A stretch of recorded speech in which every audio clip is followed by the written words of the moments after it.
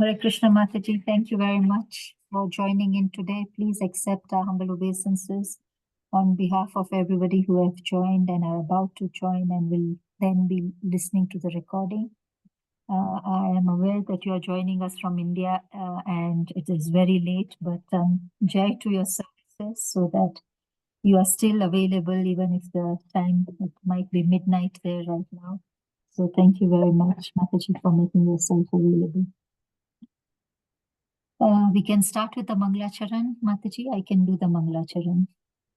Om Ajnanatirmirandasya Jnananjana Shalakaya Chakshurmilitam Yena Tasmai Shri Guruve Namaha Shri Chaitanya Manobhishtam Stapitam Yena Bhutale Swayam Rupa Kadamayam Dadati Swapadantikam Vandeham Shri Guru Shri Yuta Padakamalam Shri Guru Vaishnavamscha Shri Rupam Sagrajatam Satana Raghunatam Vitam Tam Sajivam Sadvaitam Savadutam Parijana Sahitam Krishna Chaitanya Devam Shri Radha Krishna Padan Sahagana Lalita Shri Vishakanavitamscha He Krishna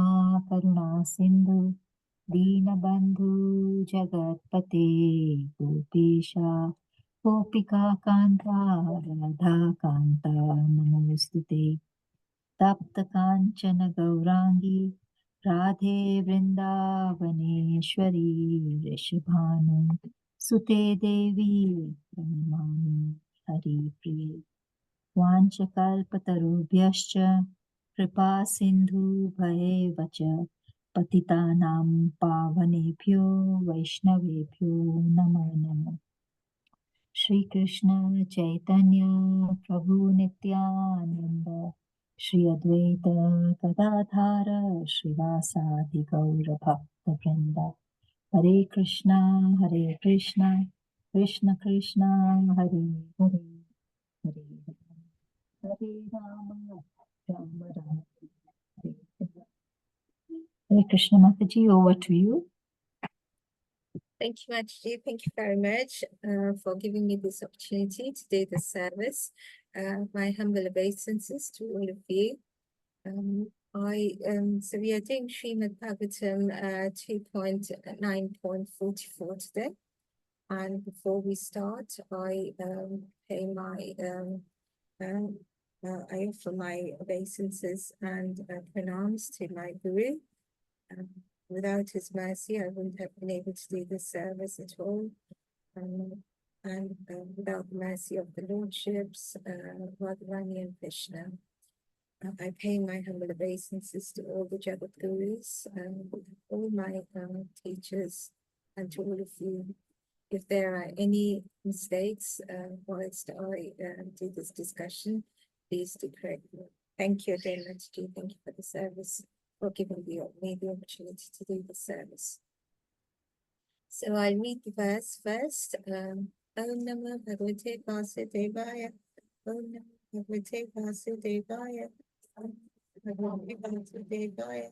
Narayana Namaskritya Naram Chaiva Narottamam Devyam Saraswati Vyasim Tato Jayamudiraya Ashtaprayasya Bhadreshu Nityam Bhagavata Sevaya Bhagavati Ruttama Shloke Bhakti Bhagavati Naishtaki.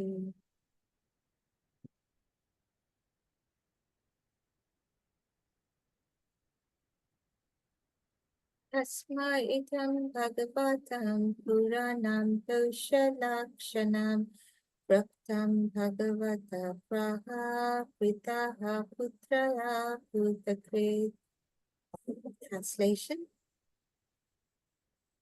Thereupon, the supplementary Vedic literature, Srimad Bhagavatam, which was described by the personality of Godhead and which contains 10 characteristics, was told with satisfaction by the father Brahma to his son Narada.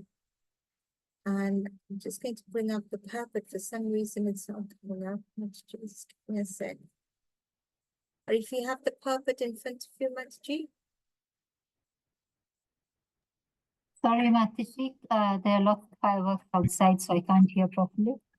The purport, so just give me a second. For some reason, it's not coming up. 1 second.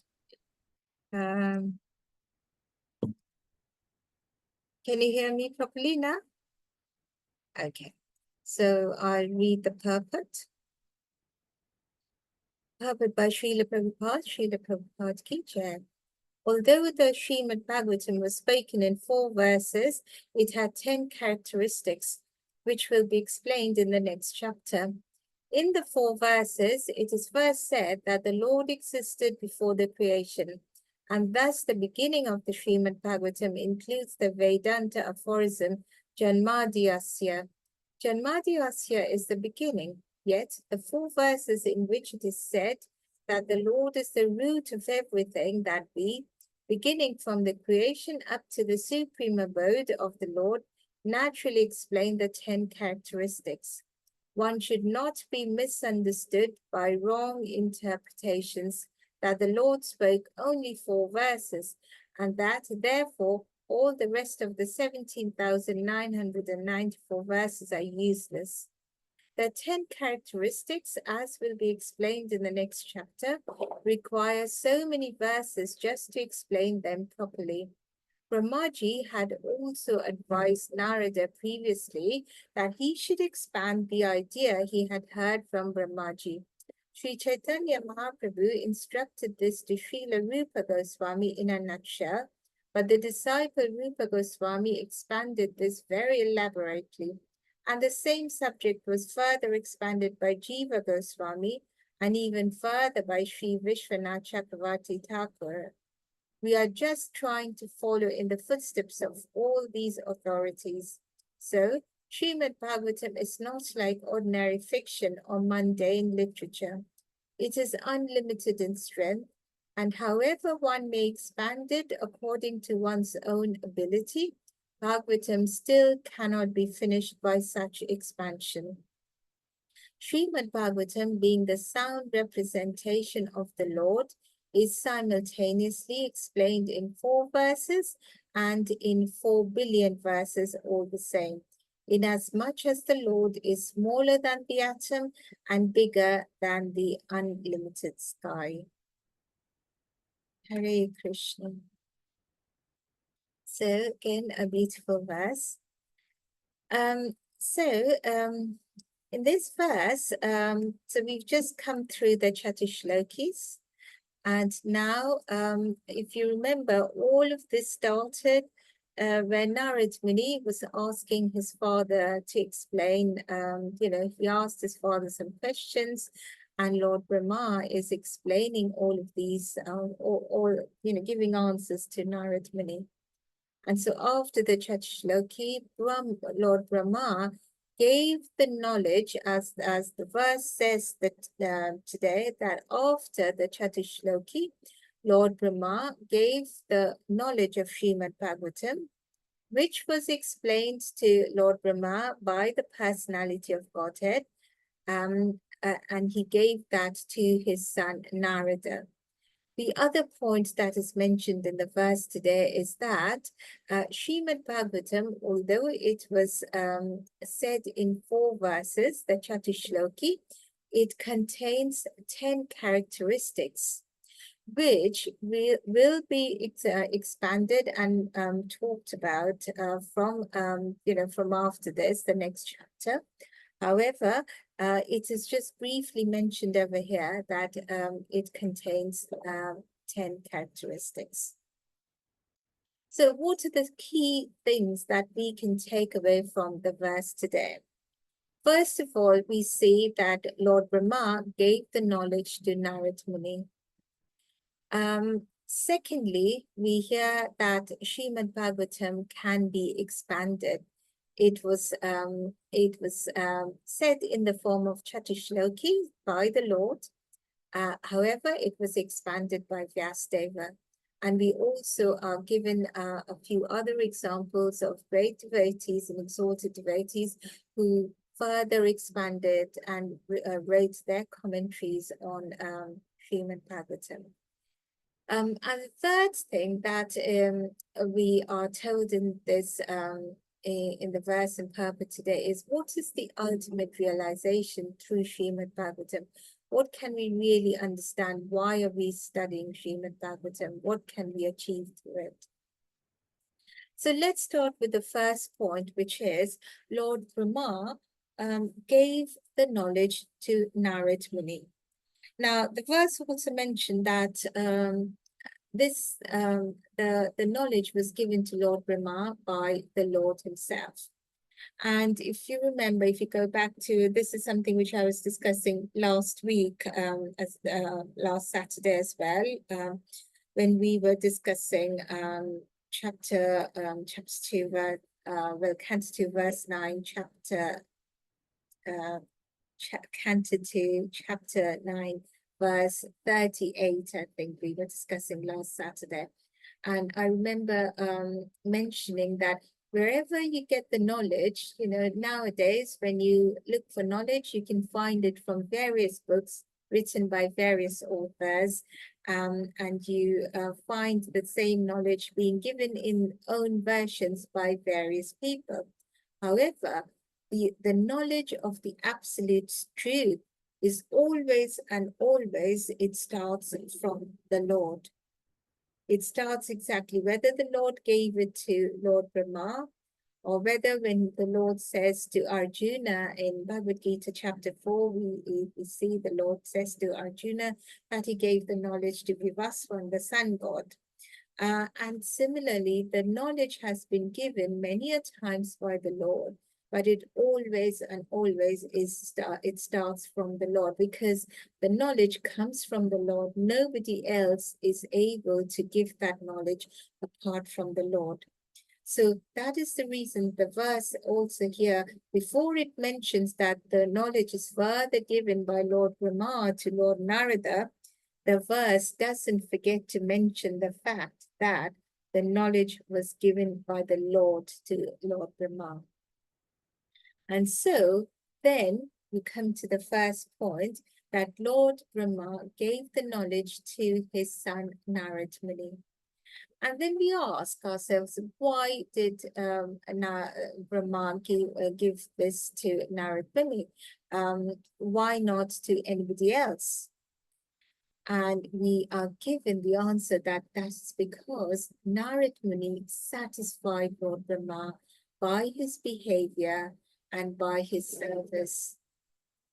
And Lord Brahma was he was also satisfied by what Narad Muni was asking, and asking in truthfulness, because he wanted to learn something. So when we were talking about Parikshit Maharaj asking questions to Sukdev Goswami, we heard how questions can be asked. We talked about, the difference between Prashna and Jignasa, where the Prashna is asked sometimes just to test somebody. However, when you are asking to know something, when you're asking questions with inquisitiveness, with the intention of learning something, that is when true questions are asked. And Lord Brahma realized, he understood when Narad Muni was asking the questions to Lord Brahma. Lord Brahma was very, very satisfied by the way Lord Narad Muni asked him the questions, and he was very satisfied with the behavior of Narad Muni. And that is the reason he gave, Narad Muni was given the knowledge of the absolute truth by Lord Brahma. So what does a qualified candidate mean then? Who is able to receive this knowledge? So the Lord gave it to Lord Brahma because the Lord chose someone who is able to receive the knowledge. There are many, many exalted devotees, but Lord Brahma was chosen, and he's a personality. Now Brahma, that's a designation, that's a post. So a Jiva, Lord Brahma, he's also Jiva Tattva. He's a jiva, but he's a very, very exalted jiva, a very, very pure devotee, very, very qualified devotee. And so he was chosen to occupy the position of Lord Brahma. And sometimes it's said that, if there isn't any qualified devotee, the Lord himself takes up the position of Lord Brahma. Just because Lord Brahma has the very, very important task of doing the secondary creation. It's a huge task if you think of it. The whole material creation depends on Lord Brahma. So someone qualified to be able to do that is only chosen to become Lord Brahma. So the Lord chose that person to give the knowledge to. He did not give it to anybody else. And he chose the one, so that is the qualification. And as Srimad Bhagavatam describes right at the beginning in 1.1.2, that Dharma Projita Kaitavotra Parama Nirmat Saranam Satam, that's the key word. And what does it say? That someone who completely rejects all religious activities which are materially motivated, then this Bhagavad Purana propounds the highest truth, and it is understandable by those devotees who are fully pure in heart. And that is what is said in 1.1.2 Srimad Bhagavatam. Right at the beginning, Bhagavatam establishes that this knowledge can be given to a person who is qualified enough. And qualified enough with what? What's the ultimate? Nirmat Saranam, someone who is absolutely pure in heart. Parama Nirmat Saranam, absolutely and fully pure in heart. That is what the translation says. And what does that mean, to be absolutely pure in heart? Now we know that material attachment is manifested in the 6 enemies of the soul, which culminates in envy. So kama, krodha, lobha, moha, mad, and matsarya. So one, it starts with kama, it starts with, lust. And once, with lust to fulfill one's own sense gratification, get something for oneself just to satisfy the material body, the gross body, and the sattva body.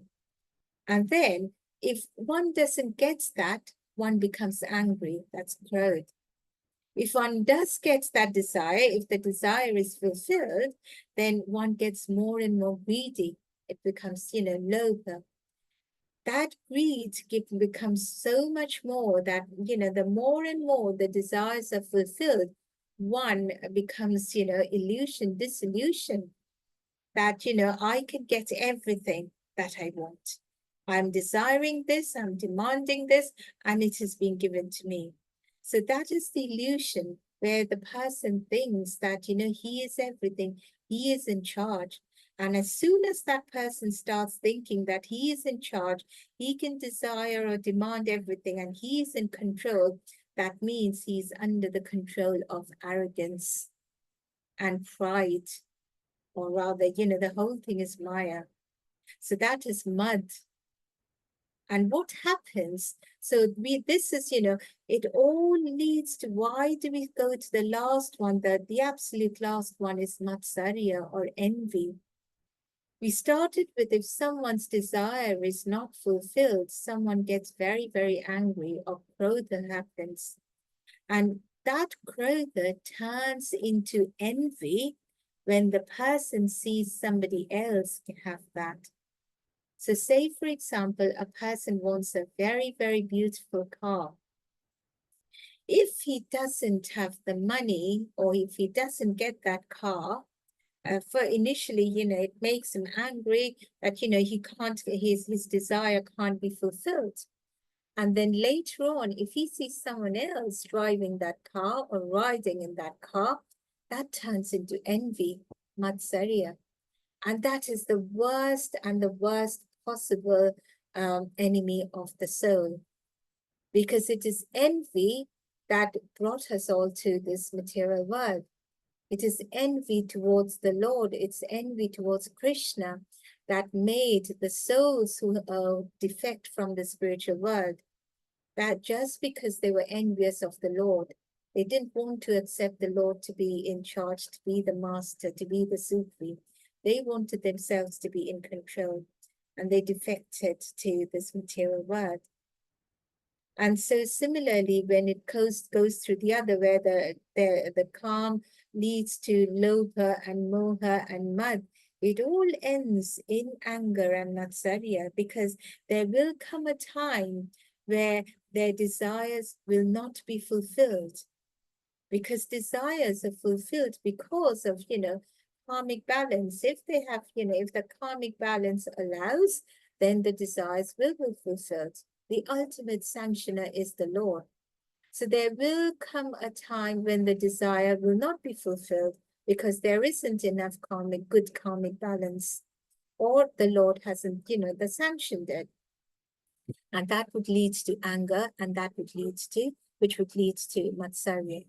So all these material attachments, so when we're talking about the qualification needed for the Lord to reveal the absolute knowledge to someone, the key qualification needed, as is being told to us in 1.1.2 in Srimad Bhagavatam, is Parama Nirmat Saranam, or someone who is purely, fully pure in heart. And what is fully pure in heart? Someone without any kind of envy, someone without any material attachment, someone who is completely and totally devoted and surrendered to the Lord. So that is the first qualification why the Lord gave the knowledge to Lord Brahma. And that's the first qualification which Lord Brahma realized in his son Narad Muni.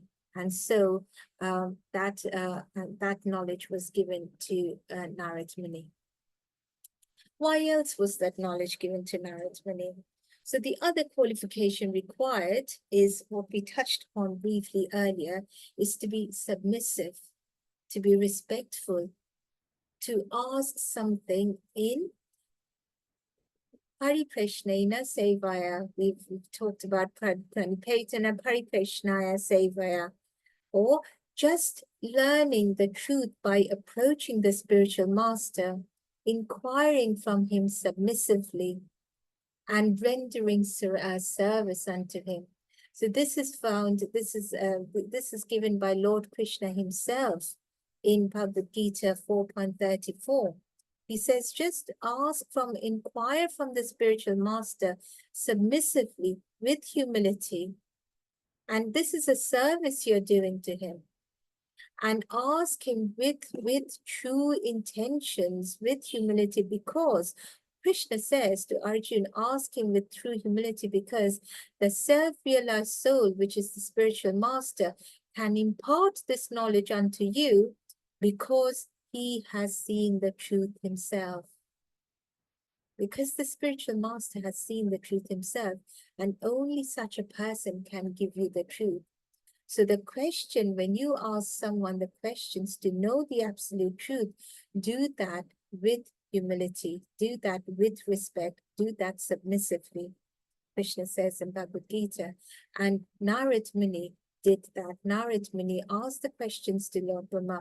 Father, I understand, everybody thinks that you are, if you remember what we had, what we learned in the previous chapters, Narad Muni asking Lord Brahma that, I've heard people say that you are the creator, but I know that, there is someone above you. Tell me about him. Who is he? Who is the Lord? What are his qualities? So he wanted to know, he really, really wanted to know. And Lord Brahma realized that Narad Muni was hungry to know the absolute truth. And so he gave that to him.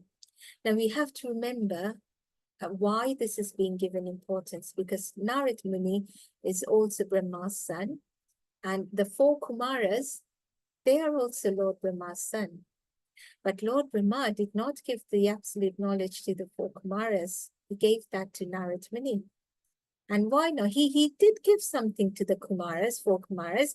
He did give the Gyan Kanda, he gave them knowledge, the Gyan Kanda section, to the four Kumaras, but they remained impersonalists. It was only when they went to Vaikuntha and they smelled the tulsi leaf, which was in the on the feet of the Lord, that is when they acquired the true knowledge. But previously, they didn't have the true knowledge. They were impersonalists. They were devotees, but they were impersonalists. So Lord Brahma did not give all the knowledge to the four Kumaras, who were also his sons, because the four Kumaras thought they knew everything. The four Kumaras had a bit of arrogance in them, which Narad Muni did not have. So that is the reason Narad Muni was more qualified to accept, to receive this true knowledge from him. So what is the teaching we get from this? That when we are reading Srimad Bhagavatam every day, so the teaching we get out of this is that, when we listen to this knowledge, when Srimad Bhagavatam is non-different from the Lord, and we are extremely, extremely fortunate that we are able to read the words of the Lord. And it is being, shared with us. So when we do read this, the knowledge being given to us is that we read it with that kind of inquisitiveness, but with that kind of surrender, submissively, thinking that it is not me who's reading the Bhagavad Gita, but it is a service that I am doing to Sri Krishna. And it is also a mercy from the Lord himself and the spiritual masters and the gurus that I am able to read this Srimad Bhagavatam. There are so many people in this world who have no access to the Srimad Bhagavatam. So it is with that understanding that we are extremely fortunate to be able to do two things: render the service to the Lord directly, and then secondly, be in receipt of the direct mercy of the Lord and the gurus, because we are reading Srimad Bhagavatam. So the next point that the verse touches upon is who can expand the Srimad Bhagavatam? So the first part is, yes, the knowledge was given by the Lord to Lord Brahma and then Lord Brahma to Narad Muni. And then we are also told that Lord Brahma expanded those 4 verses, and he asked Lord Narad Muni to expand it further. But Lord Brahma was able to see 10 subject matters from those 4 verses. And this is only possible for an extraordinary person. No, a simple person who doesn't have true knowledge will only be able to see those 4 verses, Okay, the Lord has said this in the first verse: I am everything, everything comes from me. There's Maya in the second verse, there's Bhakta, and then there's the connection, the sadhana. If one reads those 4 verses, they would think that, okay, the knowledge is limited to those 4 verses. But a true devotee, an exalted devotee, Lord Brahma is a Mahajan, a very, very exalted devotee. They are able to realize what the Lord has said, all the different things that are included in Srimad Bhagavatam. And there are 10 subject matters of which ordinary people would not be able to realize. But deep realizations are only possible by extraordinary devotees like Lord Brahma. So we understand, and before we touch upon briefly on those 10 characteristics, we understand that the real meaning of Bhagavatam is actually hidden in the hearts of the great devotees. Because how will the great devotees expand had it not been for them to understand the knowledge and then, expanded further from that true knowledge. So the real meaning is hidden in the hearts of the great devotees who are able to receive the knowledge and explain it for common people. with the knowledge that they have, they're able to explain it to the others, because they know that the true knowledge cannot be understood by everybody. So which teaches us that unless and until we hear the knowledge from spiritual masters or true devotees, great devotees, we as, and I can only speak for myself, we common people would not have, they do not have the knowledge or the ability to even receive the knowledge. We need special qualifications to even receive the knowledge and understand the knowledge, and that can only be given to us by true devotees. It's just like, the example that Prabhupada gives so many times, that, if you want to visit a prime minister, you do not have the qualifications to go directly and see him. You have to go through a person who is close to him, who can take you, who can give you that pass or permit to visit the prime minister or the president. So similarly, that knowledge of the Lord can only come to us through a true devotee. And not just come to us through a true devotee, but also through disciplic succession. They can expand the knowledge exactly as the Lord wants it to be expanded, not anyhow and, however. So unless one is awakened to the stage of that everlasting feeling, so what is the qualification then of receiving that knowledge and expanding it? So someone can expand the knowledge. These true spiritual master, the acharyas, the Goswamis, the exalted devotees, the Mahajans, the spiritual masters, why are they able to expand? Why is it that, the true meaning remains in their heart? Because we are told by the great acharyas that they have in their heart, they have the everlasting feeling of separation from the Lord. That's the true qualification. That exact feeling of, that true love, that love of, that ultimate, the Krishna prema, that whether it's the Pava state, Ruchi, Pava, prema, whichever stage it is in, but there is that awakening of that everlasting feeling of transcendental love and separation from the Lord.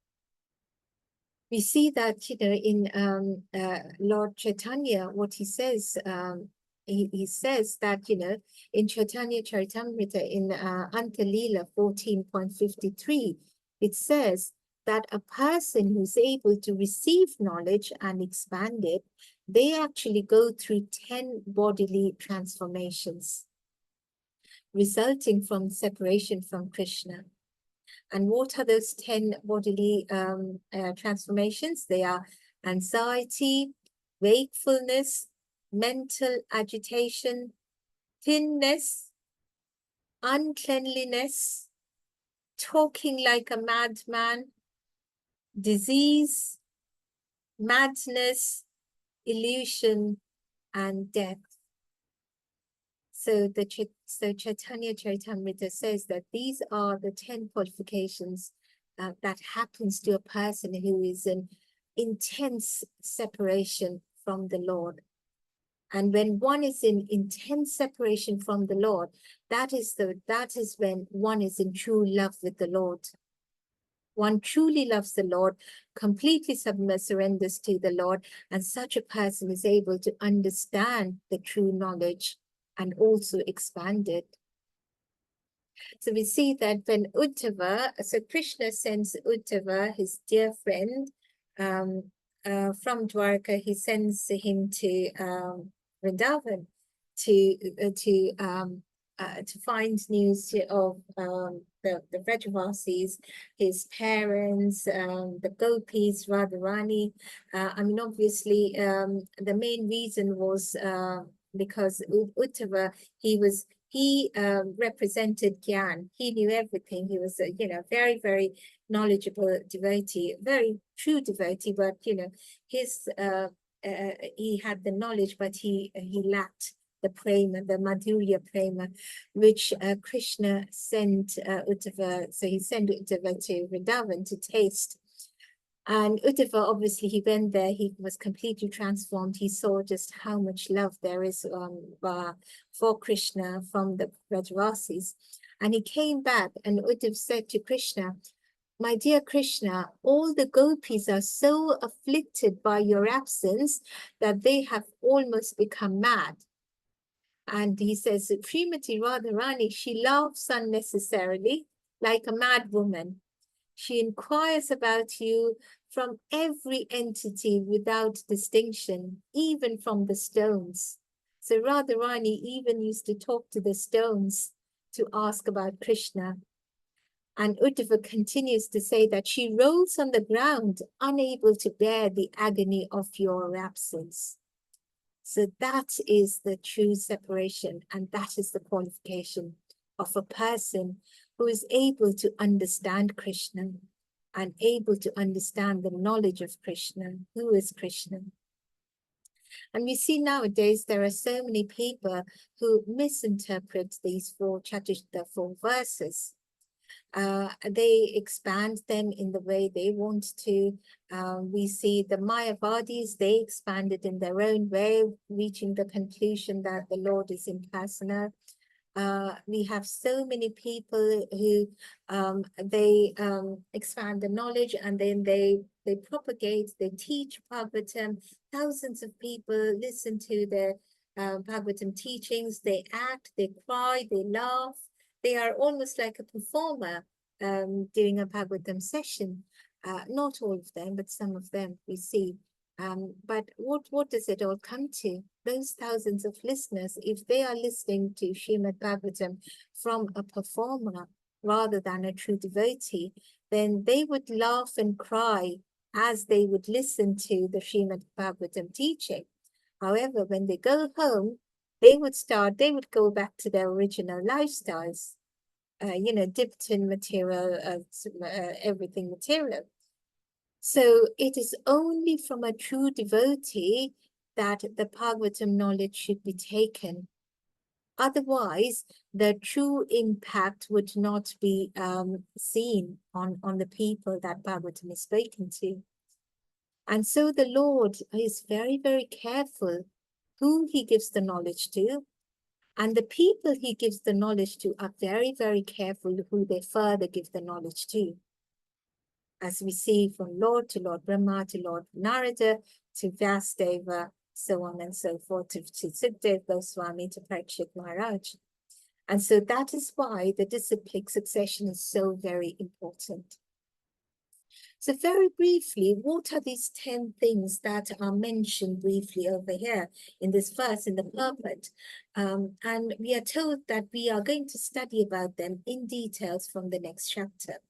But very briefly, they are, the first topic is Sarga, or the universal creation of the Supreme Lord. The second is Visarga, or the secondary creation by Lord Brahma. Number 3, Sthanam. Sthanam is the positioning of the living entities in various planetary systems. So we have 8.4 million species in various planetary systems. Number 4 is Pasanam, which means the Lord's protection for the devotees. Number 5 is Uti, or the inclination of the souls to act, because the souls are always active, the creative impetus or the inclination to act. Number 6 is Manvantara, or the reign of the Manus. So does anyone know how many Manus are there in one lifetime of Lord Brahma? 14. Yes, Mataji, thank you. There are 14 Manus in a day of Lord Brahma. So you times that because Lord Brahma's lifetime is 100 years. So you times that by into 100, we can't even do the calculations, so that many number of manis. But in a day of Lord Brahma, there are 14 manis. And we are now in the under the reign of Vaivasvata Manu. The first Manu being Swayambhuva Manu. So that was number 6, Manvantara. Number 7 is Ishanukata. Ishanukata, or that's the topic of the Lord's various incarnations and the various devotees of the Lord. Number 8 is Nirodha. Nirodha means annihilation of this creation, partial annihilation or complete annihilation, and also when the souls finally go back to Godhead. Number 9 is Mukti or liberation. Of course, we know that Mukti for the devotees is very different to the Mukti or the liberation that is understood by the impersonalists or the Mayavadis, who think of Mukti as only transcending the material world and merging into the oneness of the Lord in the Lord's effulgence. Whereas for a devotee, a Krishna conscious person, liberation is eternally serving the Lord.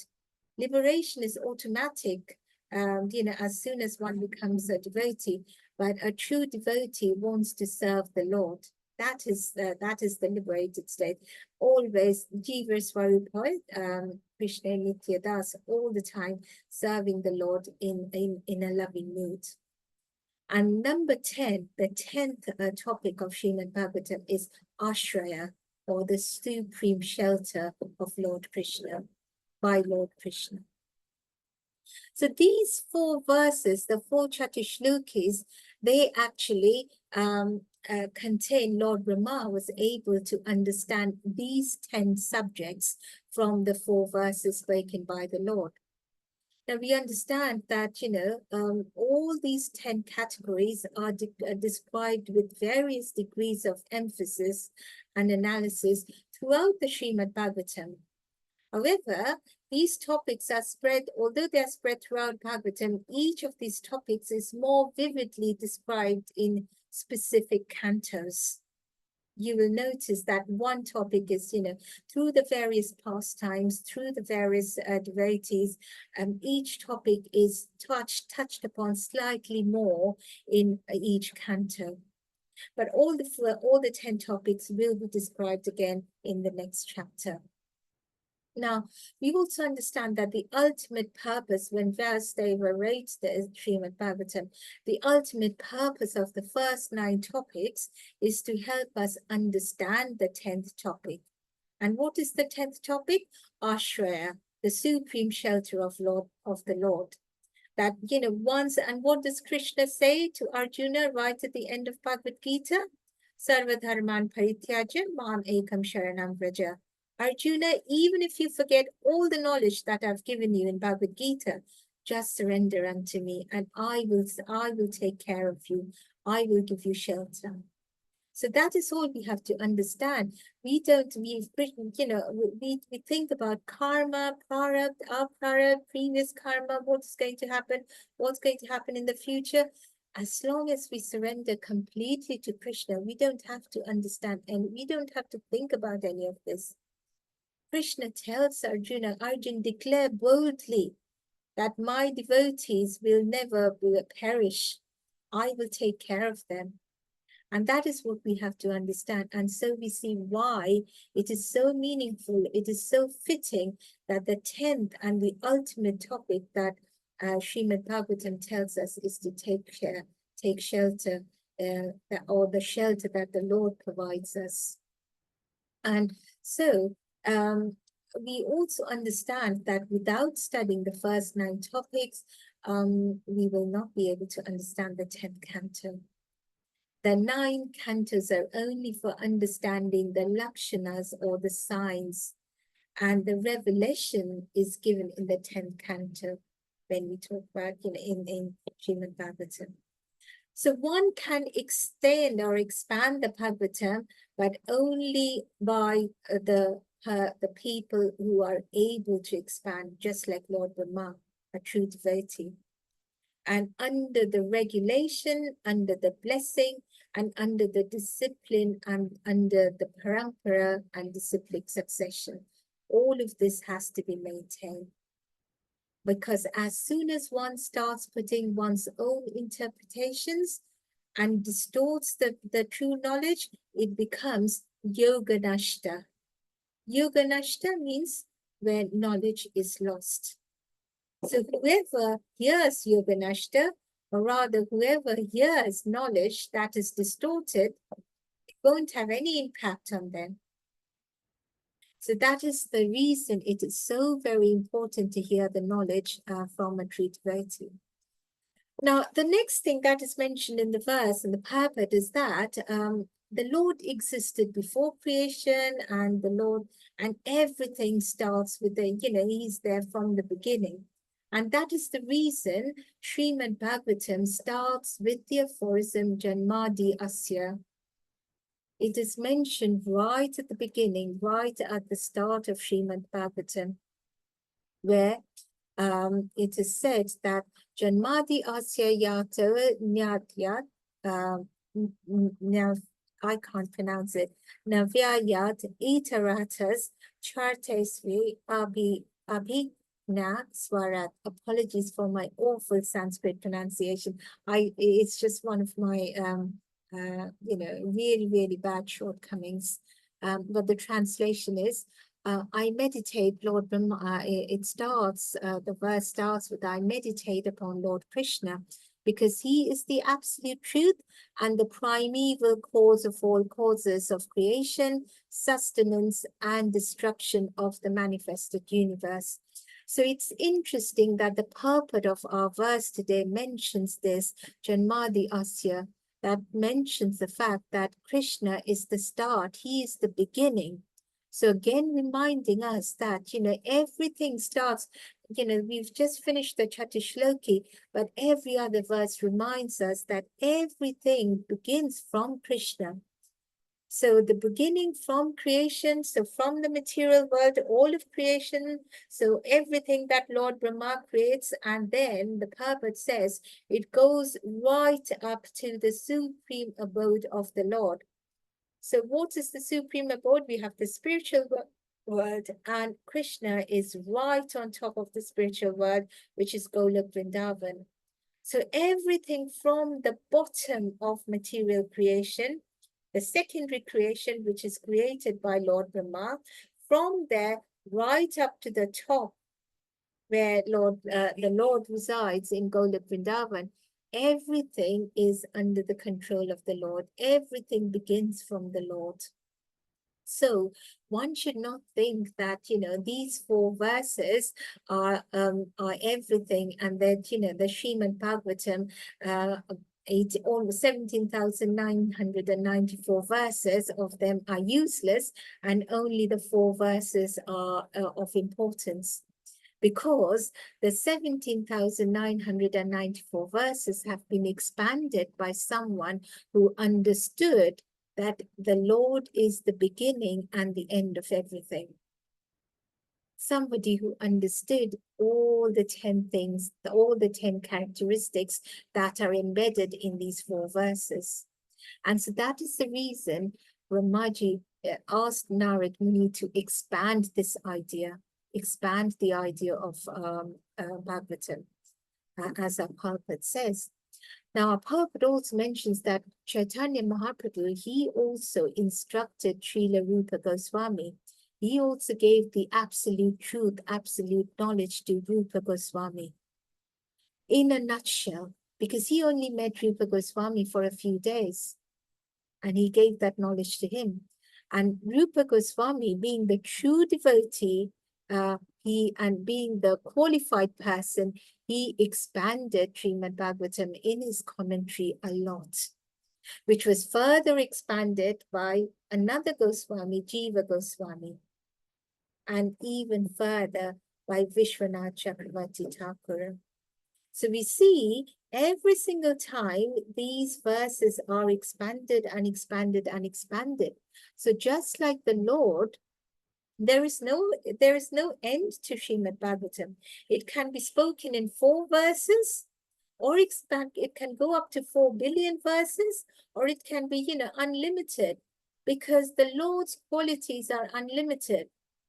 Even the Lord doesn't understand what he is. He's, we see Sheshna complete, talking about the Lord, and since the start of time, and continuing to do so with his thousands of hair, hoots, thousands of mouths, but he's not able to complete talking about the Lord, because the Lord can, the Lord is not limited. The Lord is unlimited. And the Lord is none other than Srimad Bhagavatam. So we can only understand that just like the Lord is unlimited, the Srimad Bhagavatam is also unlimited. So it can be expanded and expanded and expanded. The higher we go up, in our material universe, we have the 18,000 verses. As we go to the heavenly planets, the higher planets, Srimad Bhagavatam is thousands and thousands of more verses. Because the higher you go, people have more understanding of the Lord. They are more exalted devotees. So they are able to accept and receive the knowledge better than we do in this material universe. So that is the reason this purport specifies that, don't be tricked by these 4 verses, but understand that these have been expanded first. The verse tells us very clearly who is able to receive the knowledge. Then the verse tells us who is able to expand the knowledge. Then the verse tells us why can we expand the knowledge? Why is the knowledge expanded? And that's the reason, because some people can understand only so much, others maybe can understand more, but primarily because the knowledge about the Lord is unlimited. The more you expand, the better it is, as long as it is done in disciplic succession by the right people, by the qualified people. And so we come to the end, towards the end of our verse today, where we try to understand why is all of this being told to us, the knowledge of Bhagavatam. Why is it being told to us that, Brahma tells Narad Muni? Only because the Lord gave it to Lord Brahma. Why? Because he wanted every single person in this material world to understand the knowledge so that they can all go back to Godhead. But he wanted the knowledge to come to the common people through qualified people. And so we have to receive that knowledge with humility. We also see how Bhaktisiddhanta Saraswati Thakur, he talked about the first verse of Srimad Bhagavatam for 30 days. So Srimad Bhagavatam is not like common fiction, our purport tells us, because common fiction, you can expand, but it's limited. You cannot expand it as many times as you want, because it's limited in its scope. Whereas Srimad Bhagavatam is not limited in its scope, and so it can be expanded based on who is expanding it and based on who is receiving the knowledge. And so why are we receiving this knowledge? Because the Lord wants us to go back to Godhead. Because Bhagavatam is meant to revolutionize our life. That is the reason we have to understand. That is the reason this knowledge needs to come to us. And what is this revolution that the Bhagavatam can cause in our life? The revolution is for us to transform from the materialistic way of living to the spiritual way of living. That's all we have to do. And how can we do that? It's as simple as just wanting to love the Lord, not forgetting the Lord. We can't change overnight. We are under Maya, and the default factor is that, we forget Krishna, but we have to make that endeavor. Just as, Mother Yashoda endeavored and then so called Krishna. We are in Damodar month now. So we have to endeavor, and then we have to surrender unto the Lord. We have to do that with humility, with sincerity, from a true teacher. unless and until we do that, the connection between us and the Lord is lost. And that is what the Lord doesn't want. And that is the reason it all starts with the Lord giving that knowledge to Lord Brahma. And so with that, I finish our discussion today. If I've made any mistakes, please do forgive me. If there are any corrections, please do correct. Hare Krishna. Hare Krishna, Mataji. Thank you so much for today's session. I just have a clarification. I need clarification. The four bodily features inside. Can you just repeat them because I missed? Oh, the 10 bodily features of people who are in separation. Yes, Mataji. Let me just go back. So they're anxiety, wakefulness, mental agitation, thinness, uncleanliness, talking like a madman, disease, madness, illusion, and death.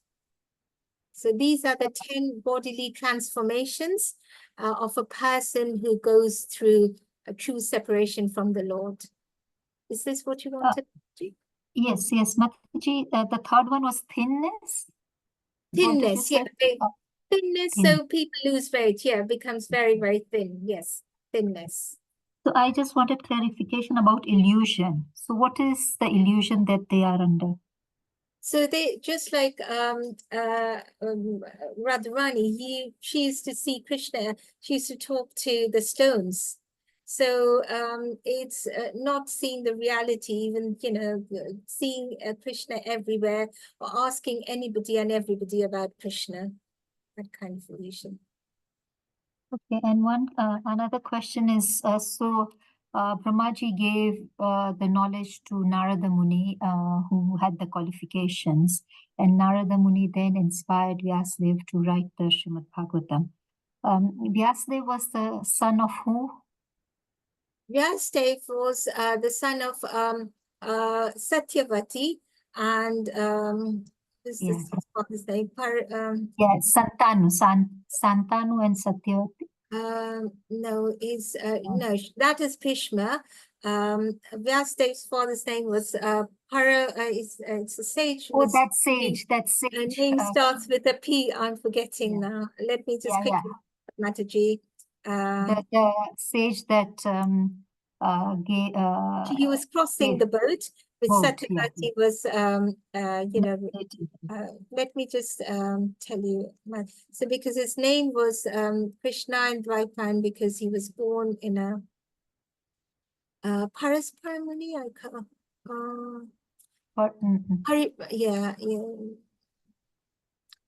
Parashara Muni, yes, Parashara. Yeah. Okay. Thanks for that clarifications. Are there any questions or comments? I just would like to note that Mataji is joining us from India, and I think it is past midnight there. So if there are any burning questions, we can take them. If not, can I request Indusa? Indusa, are you able to close today's session, please? Hare Krishna.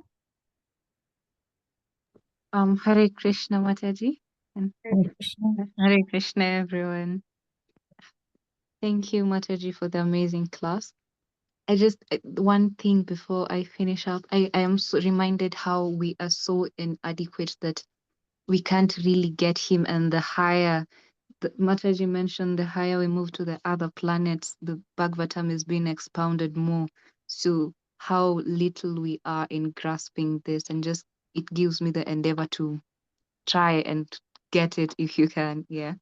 Maybe we can close with one round of Hare Krishna for the glorification of Mataji and all the associated devotees here. Hare Krishna, Hare Krishna, Krishna Krishna, Hare Hare, Rama, Hare Rama, Rama Rama, Hare. Panchakupatarubhyascha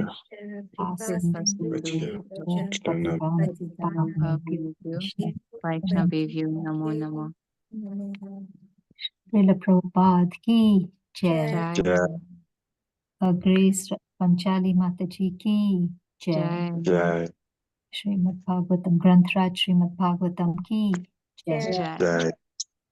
All glories to the assembled devotees. Hare Krishna. Hare Krishna.